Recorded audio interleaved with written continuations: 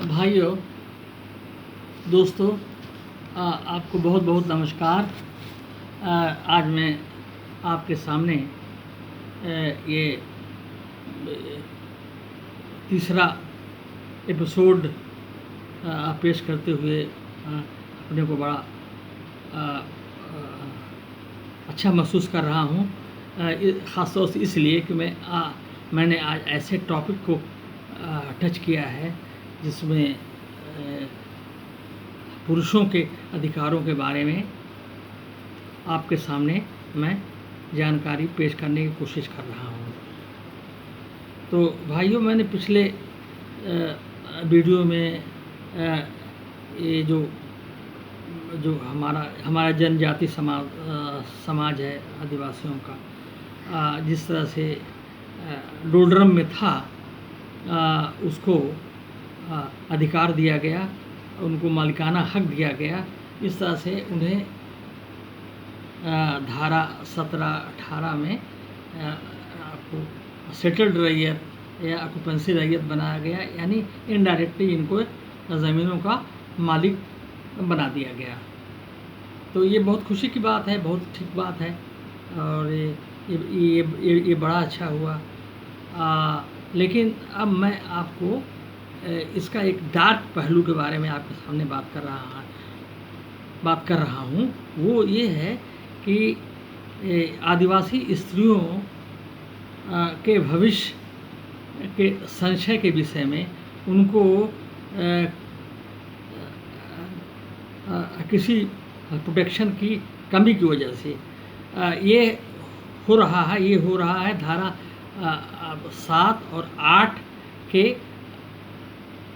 अंतर्गत, धारा 7 और 8 में खुदकट्टीदारी के बारे में जो बयान किया गया है, उसमें कहा गया है कि मुंडारी वर्ग का पुरुष वर्ग या उसका उत्तराधिकारी जो ज़मीन को समतल करेगा, जंगल काटेगा और इसके बाद उस ज़मीन पर अधिकार प्राप्त करेगा, वही उसका मालिक होगा। यानी जो पुरुष वर्ग है वही इसका मालिक होगा। इसमें कहीं भी औरतों का नाम नहीं आया है। ये बात ये हुई।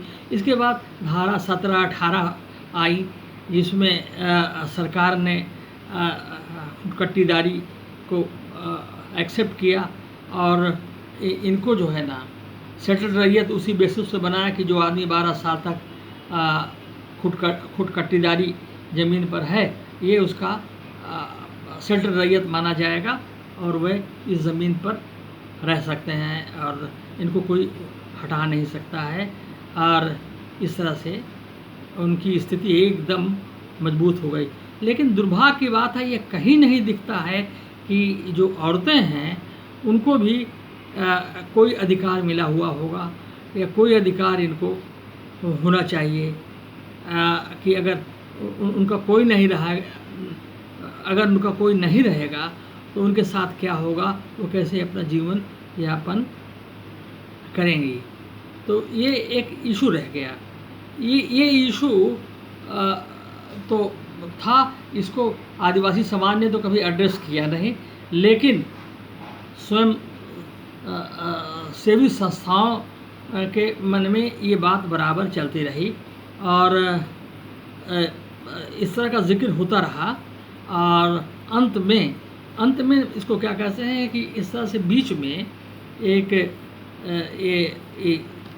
इस पर एक पत्रकार, जिनका नाम मैं बता रहा हूँ, जिनका नाम किशोर था, इनका नाम था मधु किशोर, इसको सॉरी इनको मधु किशोर है। उन्होंने इसको टेकअप किया और अंत में कुछ लोगों ने मिलकर के डिसाइड किया कि ये मामला सुप्रीम कोर्ट में जाना चाहिए, जिसके आधार पर सुप्रीम कोर्ट ये ऑर्डर पास करे कि धारा 7 और 8 आपका अनकॉन्स्टिट्यूशनल है और इसमें या तो संशोधन होना चाहिए या तो इस धारा को हटा देना चाहिए और और और जो जो जो महिलाएं हैं आपका जनजाति वर्ग की, उनको भरण पोषण के अलावा इनको मालिकाना हक देने का भी प्रावधान बनाना चाहिए। तो ये रिट तो फाइल किया इन्होंने इस दोनों धाराओं को निरस्त करने के लिए, लेकिन ये मामला बहुत दिन तक पड़ा रहा और डिवीज़न बेंच में आया। इसमें 2 जजेस थे, एक जस्टिस आयर, एक दूसरे कोई और हैं जिनका नाम हमें अभी याद नहीं पड़ रहा है। उन्होंने इसकी सुनवाई की।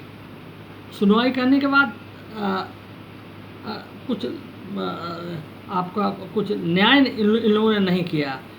इन लोगों ने कहा कि देखिए, अगर मान लीजिए कि अभी इन लोगों को हम अधिकार दे देते हैं तो वैसी कंडीशन में क्या होगा कि सब माइनॉरिटी ग्रुप जो है सामने आ जाएंगे और इसके बाद कहेंगे सबको हिंदू सक्सेशन एक्ट या इंडियन सक्सेशन एक्ट में अधिकार मिले, और इस तरह से एक क्योस टाइप का बन जाएगा। इसलिए इसको खारिज कर दिया। खारिज करने के बाद लेकिन एक बात अच्छा किया उन्होंने।